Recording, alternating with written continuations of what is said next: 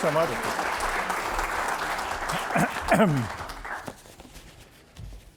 Thanks so much for that introduction. It's really a pleasure to be here at the Gerald Ford Museum, which I've heard about for years from my good friend David Hume Kennerly. It's too bad it's been such a slow news month. There's nothing to talk about, is there? You know, at every stop of this tour, I've been asked what made me write a book about the White House Chiefs of Staff. And it actually began with a phone call out of the blue back in 2011 from a filmmaker named Jules Naudet.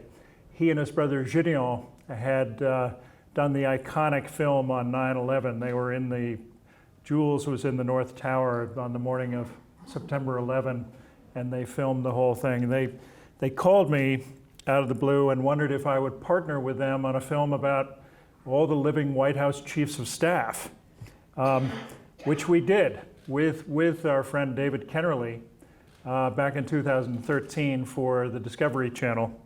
But I realized when we did the film, even though it was 4 hours, that it barely scratched the surface of this incredible untold story of 17 living White House chiefs who make the difference between success and disaster for every presidency. I'm actually shocked that nobody beat me to it, that nobody else had done this book. You know, as a reviewer from Goodreads pointed out, quote, the media obsessively scrutinizes the records of key presidential appointees, including cabinet secretaries, Supreme Court justices, and ambassadors. Yet ironically, the appointment most critical to the success of the presidency, the chief of staff, requires no Senate confirmation and receives little public scrutiny, end quote. Well, that's true. You know, the chiefs are unelected and unconfirmed, hired and fired by the presidents alone. And yet, as James A. Baker III, Ronald Reagan's chief, told me, the White House Chief of Staff is the second most powerful job in government. Dick Cheney, who ought to know what he's talking about, the only person dumb enough, as he puts it, to have been a White House chief and vice president,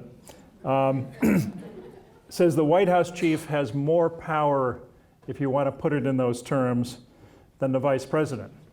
What he doesn't often say is, that's true, except for when he was vice president. So what did I learn from doing this book? Interviewing 17 chiefs, 2 presidents, every living CIA director, many of their colleagues, staffers. It all begins, the modern empowered White House Chief of Staff as we know it began with Richard Nixon's H.R. Haldeman. Haldeman is a fascinating character in a book full of fascinating characters because Haldeman personified Watergate. He became the poster boy for the worst scandal in American political history. And it's true that he failed Nixon in that ultimate test. I mean, he failed to speak truth to power during the Watergate cover-up. But the irony is that Haldeman's successors as White House chief will all tell you that Haldeman created the template for the modern empowered White House chief, a template that presidents have used ever since and strayed from at their peril.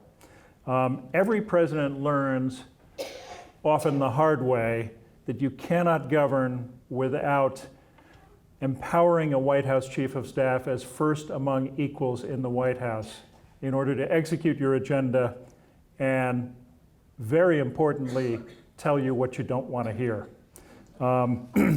It's a lesson that our current president, oblivious to history, either has not learned or has chosen to ignore. And we can talk more about that. But I'd like to play a clip, if you don't mind, from our documentary, The President's Gatekeepers, just to give you a taste of how relentless the job can be. If we could play that.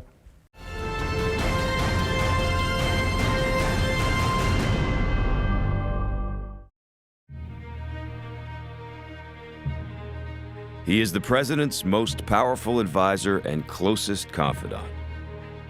The White House Chief of Staff is the person the president turns to transform his agenda into reality. And when big decisions change the course of history, the Chief of Staff is often the only other person in the room. Being the White House Chief of Staff was unquestionably the toughest job I ever had. It's brutal on you. It's brutal on your family. Nothing ever comes easy. And it is constant. You gotta kind of get up pretty early to beat the president to the punch here, that's for sure. The average day for me would start at 5:30 in the morning. I get up at 5. 4:30, 5 in the morning. Read 5 newspapers as quickly as I could to get a feel for what was going on in the world.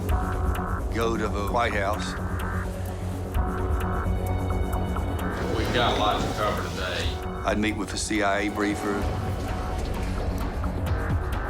Then you'd meet with the foreign policy team, the economic policy team. Then you'd meet with the White House staff. Then you'd have a larger meeting to talk about what you were going to try to get accomplished that particular day. In an average day, you would deal with things like Bosnia, Northern Ireland, the budget, taxation, the environment. Then you'd have lunch. You have a lunch probably with the vice president, your announcement of policy or whatever you're doing that day. Get to work. You go on, running from the president's office down to the national security briefing on any one foreign policy issues or questions. You gotta get a lot of work done. There's bipartisan meetings that you'll have over at the Hill. We have to have the meeting today. You're meeting with the staff, you're returning phone calls, trying to get something done on behalf of the president. Is there anything breaking on the news? Is there a call the president or you have to make to a senator or a House member to move something? So while you're in a meeting with the president, the left side of your brain is usually operating on what's going on the Hill or in the press.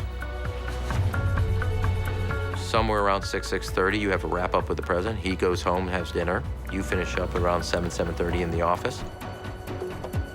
You checked the staff secretary's office one last time. You go home and you're on the phone on the way home, on the phone during dinner, on the phone while you're reading to your kids at sleep, and you fall asleep before the book ends. And you're woken up at night around 1 in the morning with probably something bad happening around the world. So the job is indescribably relentless, thankless. You take all of the blame and almost none of the credit. Dick Cheney blames the stress of the job for triggering his first heart attack after he left the White House. Bill Daley came down with shingles the week after he left. Every new White House chief, if he knows what he's doing, makes his first phone call to James Baker, the quintessential White House chief under Ronald Reagan. And the first thing James Baker tells those callers is, "Congratulations, you've got the worst blanking job in Washington." So what does the Chief of Staff do? It's almost impossible to overstate the importance of the job. First of all, the chief is the president's closest confidant, or should be, in a functioning White House. He is famously the gatekeeper, in charge of controlling access to the Oval Office. Why is that important? That's really about creating time and space for the president to think. It's also about preventing what Don Rumsfeld used to call end runs, or, oh, by the way, decisions. When a congressman or a CEO comes into the Oval Office, has a one-on-one meeting with the president, no chief of staff around, and the president gives away the store or agrees to something that's completely inconsistent with everything else he's trying to achieve. The chief of staff is the honest broker of information, meaning that he has to ensure that in every decision is teed up with information on every side of that decision, and that only the most difficult decisions get into the Oval Office. He's the heat shield or javelin catcher, as Jack Watson used to call the job, taking the flak for the president. Sometimes it's friendly fire from allies who are unhappy with what you're doing. Most important, he's the guy the president relies on. So far, they've all been guys. Someday there will be a woman, but he's the person the president depends on to execute his agenda. James Baker did it better than anybody. Baker knew how the White House functioned. He knew his way around Capitol Hill. He could count votes. It's impossible to imagine Baker signing off on the idea of a health care bill that had no chance whatsoever of passing the Senate. Baker knew how to count votes. But the most important duty, I think James Baker and Leon Panetta, the two outstanding chiefs in my mind, would tell you, the most important duty is walking into the Oval Office, closing the door, and telling the president what he doesn't want to hear. The Nixon White House was pretty bad, but believe it or not, it could have been worse. At one point, Nixon ordered his chief, H.R. Haldeman, to firebomb the Brookings Institute. Blow the safe, he said. He wanted documents that he was convinced were squirreled away in the Brookings Institute, and he repeatedly ordered that the safe be blown. Haldeman ignored that order, came back a few days later, and Nixon said, "Well, you didn't do that, did you?" And Haldeman said no, and Nixon said, "Well, I guess that wasn't a very good idea, was it?" Another time, Nixon ordered that every employee of the State Department be subjected to a lie detector test. That was something like 50,000 people at the time. That, according to Haldeman, was an easy order to ignore. But Haldeman was adept at talking Nixon off the ledge when he had some of his crazy or illegal ideas. Donald Rumsfeld told me that the White House Chief of Staff is the one person besides the president's wife who can look him straight in the eye and say, "This is not right. You simply cannot go down that road. Believe me, it's not going to work. It's a mistake." Dick Cheney put it this way. You can't have 8 or 9 guys with a tough message that you have to take to the president sitting around saying, "It's your turn to tell him. No, it's your turn to tell him. No, it's your turn to tell him." Our current president is finding out that you cannot run the White House like a family Manhattan real estate empire with advisors coming and going, nobody empowered as first among equals, and no chain of command. And yet, believe it or not, it's the same mistake Jerry Ford made at the beginning. This is surely the only thing Gerald Ford and Donald Trump have in common, by the way. But Ford was determined to run his White House the way he had run his office as House Minority Leader. Instead of a powerful gatekeeper, he would have all of his senior aides coming and going, no one empowered as first among equals. He called this model the spokes of the wheel, with Ford at the center. Well, it was a disaster. Within a month, he realized it was a disaster. The president was learning, quote, by fire hose, end quote, as Terry O'Donnell put it. Within a month, Ford was begging his friend Don Rumsfeld to leave his post as ambassador to NATO and come in and take over as White House chief. Rumsfeld did so. He agreed to become chief, but only after demanding and receiving Haldeman-like authority. As first among equals, although to make sure that the flip-flop on Ford's part wasn't too obvious, he didn't take the title Chief of Staff. Rumsfeld had a condition. He wanted as his deputy a young man who might not even pass his FBI background check. He'd been thrown out of college twice, had a history of drinking and driving, and once woke up on the floor of a jail cell in Wyoming. That, of course, was Dick Cheney. But Rumsfeld and Cheney, who succeeded him as chief, during the last year of Ford's presidency proved to be two of the most effective White House chiefs in history. With their help, Jerry Ford almost caught Jimmy Carter on Election Day.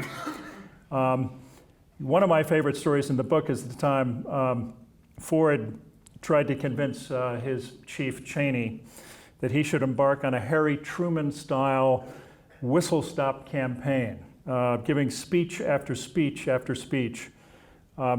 Cheney knew this was not a great idea. And finally, in desperation, he brought in a secret weapon. Stu Spencer, the veteran campaign manager, who was famously blunt with presidents, capable of telling Ford the truth with the bark off, as Rumsfeld put it. So let me just read you a very brief passage from the book about this. So the night I had to sell it to Ford, we were both beat up and tired, recalls Spencer. He's referring to talking Ford out of doing this whistle-stop campaign. And I'm telling him this. Cheney is sitting there. The world wouldn't believe how quiet Cheney was in those days. The little mouse in the corner, but bright and loyal. And finally, Ford asks me, well, why not? And I said, because you're a lousy blanking candidate. Well, Cheney quit breathing, and the old man looks at me like this. Spencer says, grimacing, and then Ford says, oh, okay. They called off the whistle-stop tour. In the end, Jerry Ford's spokes of the wheel, so-called spokes of the wheel model, became such a joke around the Ford White House that it wound up being immortalized in a way. On Dick Cheney's last day as White House Chief of Staff, he was presented with this beautifully gift-wrapped package. And he carefully unwrapped it, and inside he found a mangled bicycle wheel with every spoke broken. And Cheney loved it. He was going to take it home and put it on a shelf in the garage, and then he had another idea. And he decided, he propped it up on his desk. This was, again, his last day. And he wrote a note to his successor, Hamilton Jordan, Jimmy Carter's de facto White House Chief of Staff. And the note read, "Dear Hamilton, beware the spokes of the wheel. Regards, Dick Cheney." Guess what? Ham Jordan and Jimmy Carter completely ignored Cheney's advice.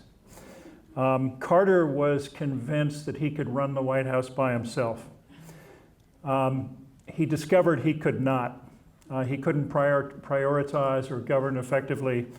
He was bogged down in minutiae. It took him 2.5 years to learn this and ultimately to appoint a White House chief. Just parenthetically, he picked the wrong guy, unfortunately, Ham Jordan, who was completely ill-suited to being chief. He was a brilliant political strategist, but he was disorganized. He didn't want the job. It was only in his last year that Carter finally found the right guy, Jack Watson, who was a very effective chief. It was, however, too late to save Jimmy Carter. Many years later, Bill Clinton made the same mistake. Clinton spent almost all of his time choosing his cabinet and almost no time picking his White House staff, which is more important. He wound up at the very last minute picking Thomas F. Mack McLarty, who was a very able guy, very smart businessman, very popular, without an enemy in the world. Mack the Nice, he was called. And it wasn't entirely Mack's fault, but Bill Clinton wasn't interested in empowering a White House Chief of Staff who could discipline him. Clinton thought he could run the White House on his own. And a year and a half later, Clinton was dead in the water. He couldn't get any traction on his major issues, on his agenda. He was paralyzed by, you may remember, Whitewater and Travelgate and that silly haircut on the tarmac. He was in real trouble, and there was a kind of intervention that was staged. It was by Hillary Clinton and Al Gore, and among others. They told Clinton he was in deep trouble. They wound up flying Clinton's OMB director, Leon Panetta, to Camp David, and they basically locked him in a cabin until Panetta would agree to become White House Chief of Staff.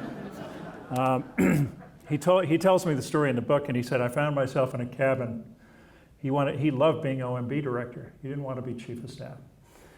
He said, I found myself in a cabin with Bill Clinton, Hillary Clinton, Al Gore, and Tipper Gore. I knew this wasn't going to be a fair fight. It wasn't. He accepted the job, and he, with help from his deputy Erskine Bowles and later John Podesta, really turned the Clinton White House around. He came and whipped it into shape. And I think you can make a solid case that Bill Clinton might have been a one-term president, if not for Leon Panetta. Panetta was famously called an iron fist in a velvet glove. He could be a charmer, but he could also lower the boom. Don Rumsfeld operated differently, with the gloves off. I want to read you one more passage, just an example of how Rumsfeld looked out for Gerald Ford.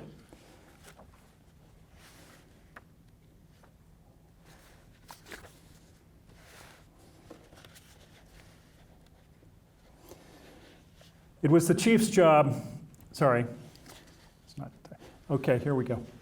Genial and outgoing, Gerald Ford saw the best in everybody. It was Rumsfeld's job to suspect the worst. When the president was invited to a birthday party for an old pal, House Majority Leader Tip O'Neill, his chief of staff sensed trouble. I found out that the party was being hosted by a lobbyist from Korea who was under investigation, Rumsfeld recalls, and I went back and said to the president, you're not going to be able to go to Tip's birthday party. And Ford said, I'm going to my friend's birthday party. I've told him I'm coming, and I'm coming.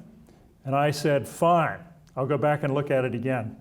And sure enough, he did not belong at a birthday party being hosted by this guy. And I went back to the president and said, you're not going to go. You can't go. It's just not presidential. And he said, damn it, Rummy, I'm going to go. And I said, fine, you're going to walk.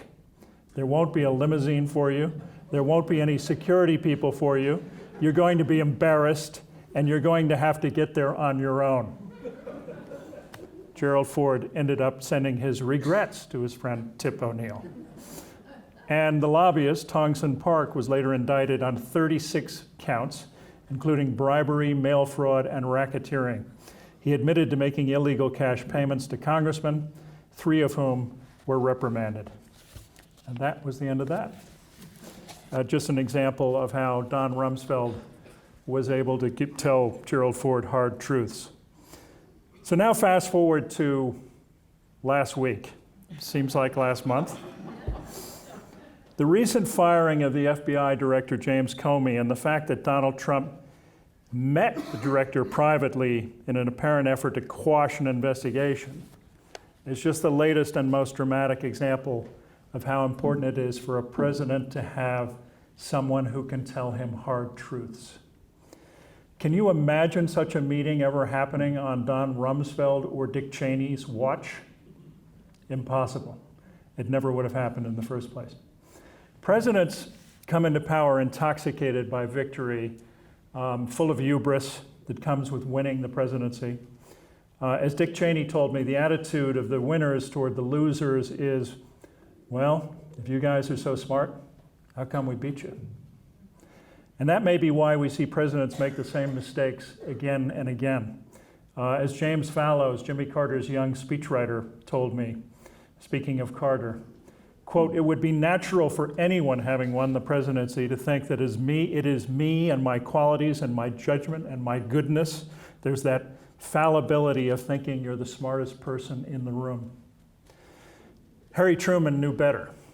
When he learned that Dwight Eisenhower had been elected, Truman famously said, poor Ike. He'll snap his fingers and he'll say, do this and do that and do the other thing, and nothing will happen. It isn't a bit like the military. Fallows also told me, quote, "It's difficult to have the tragic imagination of how hard it really is to be president." I love that phrase, tragic imagination. Presidents who are ignorant of history, who don't have that quality or the self-awareness that's necessary to do the job, time and again they make the mistake of thinking they can run the White House themselves, and it never ends well. Let me just tell you one more quick story because I want to get to your questions. And it's a story about a cold December morning in 2008. 13 former White House chiefs of staff were invited to the White House by the outgoing Chief of Staff, Josh Bolten, George W. Bush's final chief. They were invited to come and give advice to the incoming chief for Barack Obama, Rahm Emanuel. 13 chiefs came. They represented the whole spectrum of ideology, from Cheney and Rumsfeld on the one hand to Leon Panetta and John Podesta. And they sat around the table and they took turns giving Rahm Emanuel advice. When they got to Cheney, who was the sitting powerful vice president of the United States, he looked up at Rahm over his glasses and said, "At all costs, control your vice president."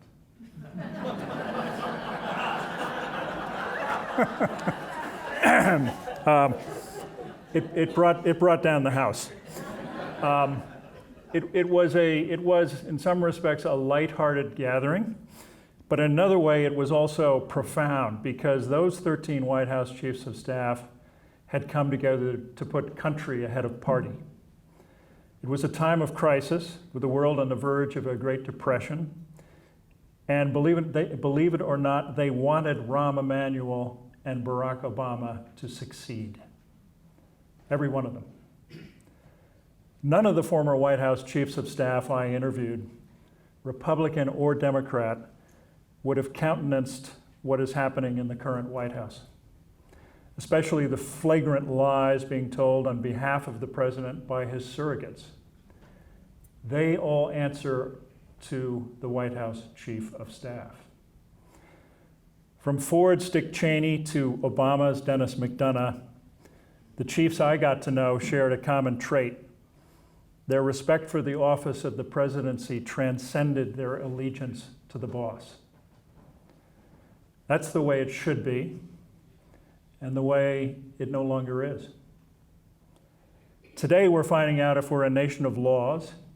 We're also finding out if we're a nation that still respects the fundamental principles of governance that 17 living White House chiefs have done their best to uphold over the last half century. I feel privileged to have gotten to know them and just hope that my book does justice to them. And thanks for coming, and I'd love to take your questions.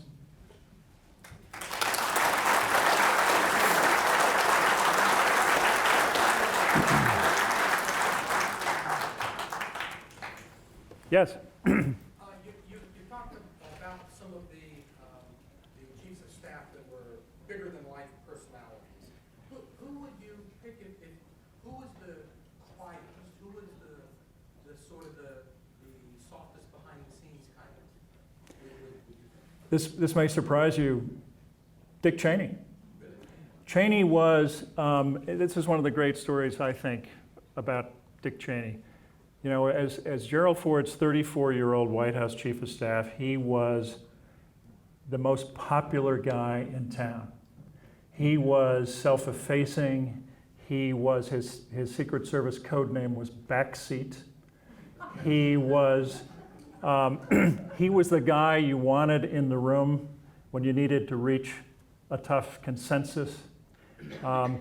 He was an honest broker, even though he had his very, somebody said his views were somewhere to the right of Genghis Khan. But he didn't try to impose his views on Gerald Ford. He was, by all accounts, even better than Rumsfeld, who was a really good chief of staff, but he was kind of tough on the furniture. Rummy was. So I'd put Cheney in that category. I think, the gold standard was James Baker. Baker was the whole package. And I think one of the underrated attributes for a chief of staff is temperament. Jim Baker was comfortable in his own skin. He was a 50-year-old, smooth as silk Texas lawyer who wasn't out to prove anything. And he was a guy who could, as a result, walk into the Oval Office and close the door behind him and tell Ronald Reagan what he didn't want to hear. Reagan wanted, as his first act, he really wanted to go to Capitol Hill and reform Social Security. Well, Baker had been around long enough to know that was the third rail of American politics. As he put it, you touch it, you get electrocuted. He explained this to Ronald Reagan and was able to turn Reagan around, with the result that Reagan went with tax cuts. And the rest is history. Leon Panetta, I would put almost in the same class with James Baker as White House chief to Bill Clinton. He'd been around the block. He was a charming guy, again, an iron fist inside a velvet glove. He could enforce discipline, but he also had nothing to prove, and he was willing to. He could stand up to Bill Clinton, which wasn't easy. So those were some of the standouts, I would say. Yeah. You said that Haldeman set the template for the modern secretary or chief of staff. Yeah. What did it look like before then? What were chiefs of staff like before? Well, presidents have had confidants going, all the way back to George Washington. There weren't really the first real chief of staff was probably Sherman Adams. Eisenhower appointed a guy named Sherman Adams as the civilian version of his Army chief of staff. So that's really where the modern job began. And Adams was famously gruff and tough and monosyllabic, and they called him the abominable no man. That's the kind of gatekeeper he was. But he wasn't empowered in the sense that what Nixon and Haldeman did, and they thought a lot about it, and Haldeman read everything he could on it, and they took it to another level where he wasn't just the gatekeeper, but he was the honest broker of information. He was the guy who was in charge of the message, making sure that everybody was on the same page every day. That means communications.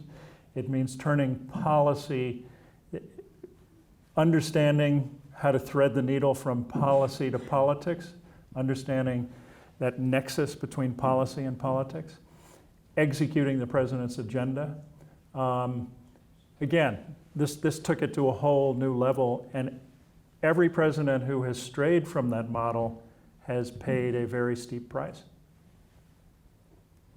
Yes? If President Trump called you tomorrow and said, what 2 or 3 names would be on your short list for chief of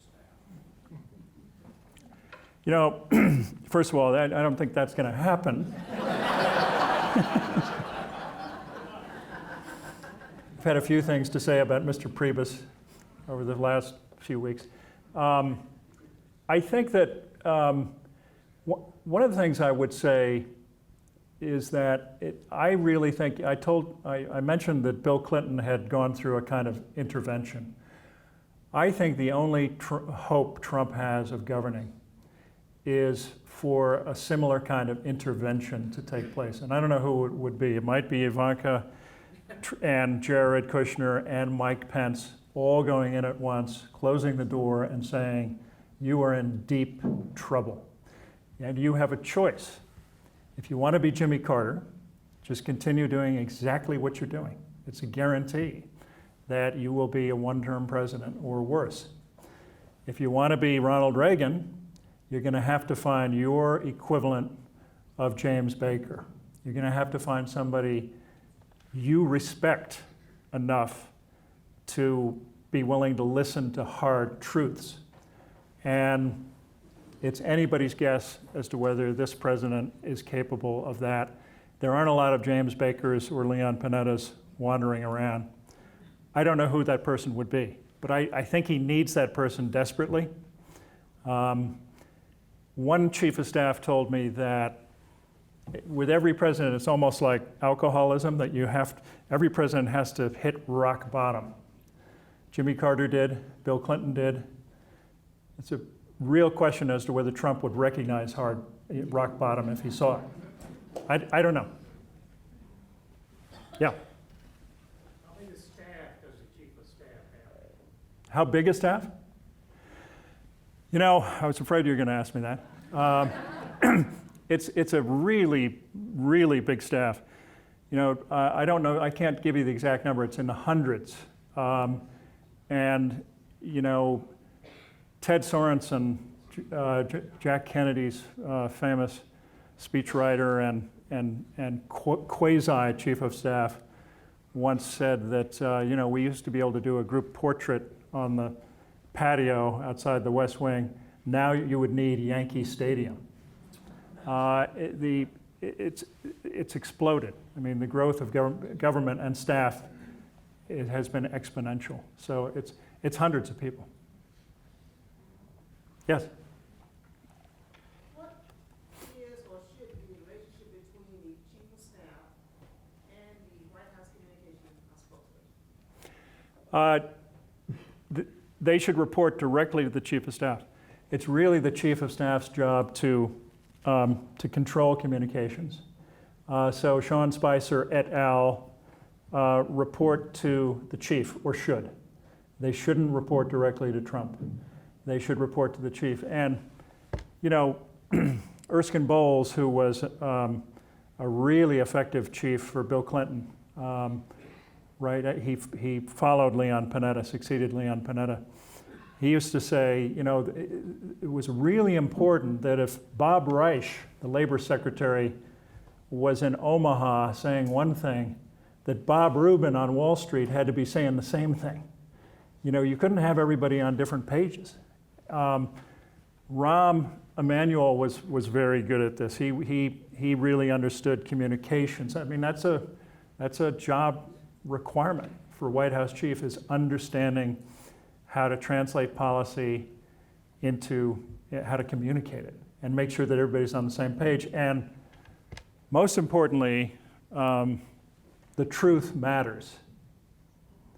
You cannot have surrogates. I don't care what the president is doing on Twitter. You can't have surrogates out repeating flagrant lies. Yeah. As a chief staff is involved in so many delicate and important decisions, is there any security clearance required? Yeah. You know, he's unelected and unconfirmed by the Senate, but he goes through a very thorough security clearance. How Cheney ever got cleared, I don't know.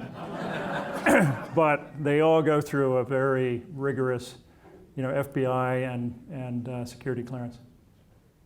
Yeah. A number of the secretaries have been prima donnas, and there must be clashes between the prima donnas and the chief of staff. Do you have some stories about that? Yeah, and there are a lot of good stories in the book about that. You know, the most disastrous job swap in American political history was when Jim Baker swapped jobs with Donald Regan, who was the Treasury Secretary under Reagan. Baker was exhausted, and one day Regan said, "Let's just swap jobs," and Baker said, "Okay." This was a rare occasion where Nancy Reagan's usually infallible radar for bad personnel choices failed her. Regan was a disaster. Regan was a former co-chairman of Merrill Lynch. He was imperious, he was regal, he was arrogant. He loved to have his arrival announced when he walked into a room. Ladies and gentlemen, the chief of staff of the... He became a laughingstock within the White House, and that has consequences. As a direct result, I argue in the book, Reagan paid no attention to a cockamamie scheme that was being hatched in the White House basement called the Iran-Contra scandal. It never would have happened on Jim Baker's watch. I don't think. I think Baker would have put a stake in it. But those are the consequences that can ensue if you get the wrong person in the job. And there are other examples. One of Baker's, we've all heard of Rumsfeld's rules. One of what I like to call Baker's rules is that former principals, CEOs, governors, tend to be a bad fit as White House chief because, as Baker puts it, the most important word in the title is staff, not chief. Yeah. Couple questions. One, I don't know who had the longest tenure as chief of staff. Was there anything in particular, in addition to their respect for the office, that kept them getting up every morning at 5 o'clock? That would be a really great question for Andy Card if he were here. Andy set the record 5 years and 3 months under George W. Bush. The previous record was really Jim Baker, who went about 4 years. How he did it boggles the mind. He will tell you that he thinks he should have gotten out sooner, that he was burned out, that he wasn't as sharp as he should have been in the end.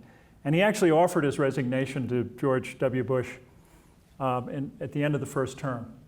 And W didn't want to make a change and kept him on.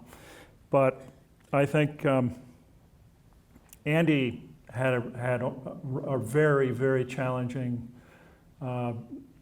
period as chief because George W. did not want an empowered chief in the mold of Jim Baker under Reagan. W. really thought he could run the White House himself.